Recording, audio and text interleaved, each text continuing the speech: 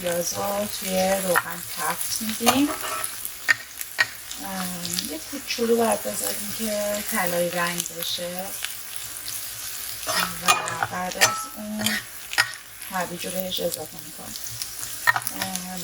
گفتم قبلا تو ویدیوهای قبلی، الانم میگم برای اینکه پیازتون پخته بشه و سرخ بشه حتما بهش نمک اضافه کنیم.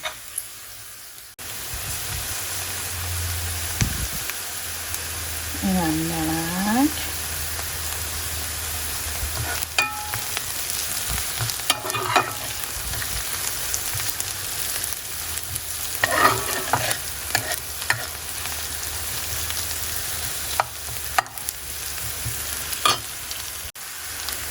پیازمون رو توی روغن تفت میدیم، نمک بهش اضافه کردیم برای پخته شدن پیاز و اینکه زودتر سرخ بشه.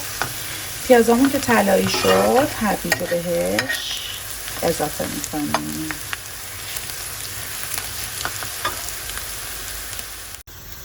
توی این فاصله آب برنج رو میذاریم که جوش بیاد، نمک بهش میزنیم تا برنجمون رو آبکش کنیم.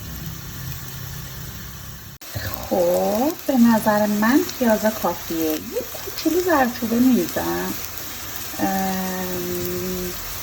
زیاد نمیریزم به خاطر اینکه ترجیح میدم که طعم هل و زعفرونی که میخوام توی اون بریزم غالب باشه. زردچوبه به خاطر خاصیتش، سالم بودنش، اینکه ضد سرطانه من استفاده میکنم و تو غذاهام خیلی میریزم. خوشگل ما آماده شده، چه عطر بویی هم داره.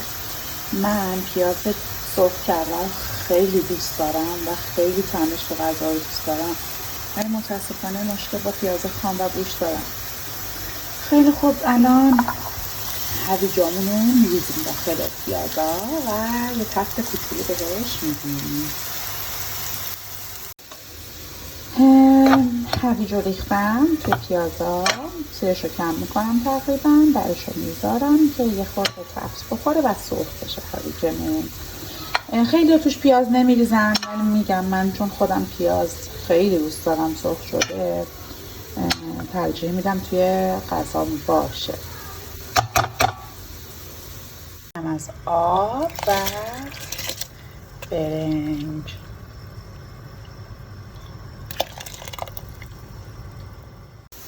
خب هویج ما تقریبا نرم و پخته شد. الان مرغا رو بهش اضافه میکنم و به هم میزنم.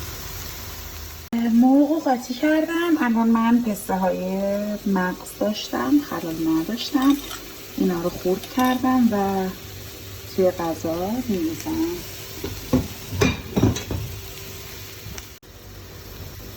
یعنی فکر میکنم که بمب انرژی شد. من به خاطر اینکه این غذا شیرینه، خود هویجم شیرینه و منم غذای شیرین دوست دارم، تقریبا بین 2 تا 4 تا قاشق شکر میتونین اضافه کنید. من الان تقریبا 2 تا قاشق شکر ریختم. قاطی میکنم که خود موادم شیرین تر بشه. شما میتونید نریزید، میتونید هم بریزید.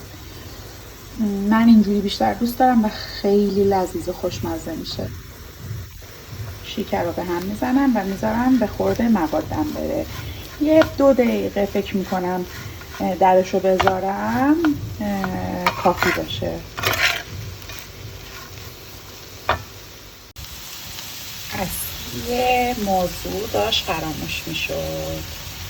زعفرونه آفترده که هم رنگ غذا رو خیلی خوب میکنه، هم این که بوی مرغ رو میگیره. من یه کوچولوی دیگه 1 دقیقه میذارم که این آب زعفرون برای خودش غل بخوره. خب من ته قابلمه رو سیب زمینی گذاشتم، یه خورده برنج میریزم، مواد،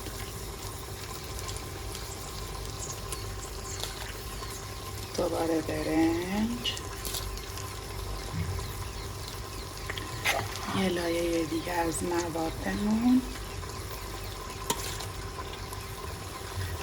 و همینجور لایه لایه اینا رو میریزم تا تمام شه.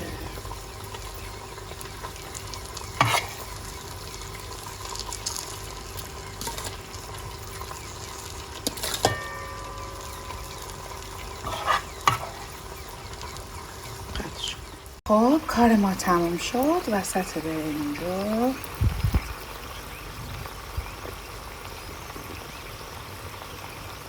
اینجوری سوراخ میکنیم و درش رو میزنیم.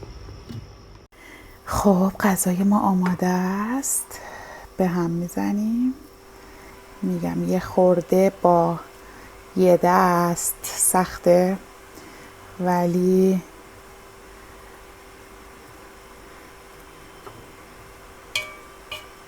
خب تا اینجا رو بهتون نشون دادم که تو چه وضعیتی قرار گرفته. میریم برای سرو و تست طعمش.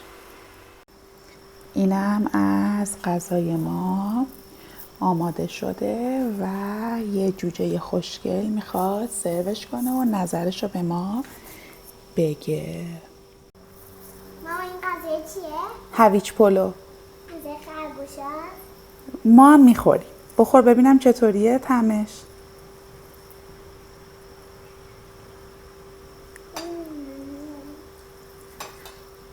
چیه؟ دوست داشتی غذا رو؟ طعمش چطوریه؟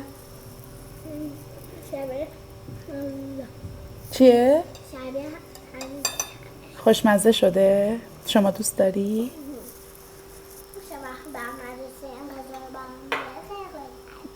بله وقتی رفتی مدرسه. چشم مامان. نوش جونت. نوش جون. خواهش میکنم.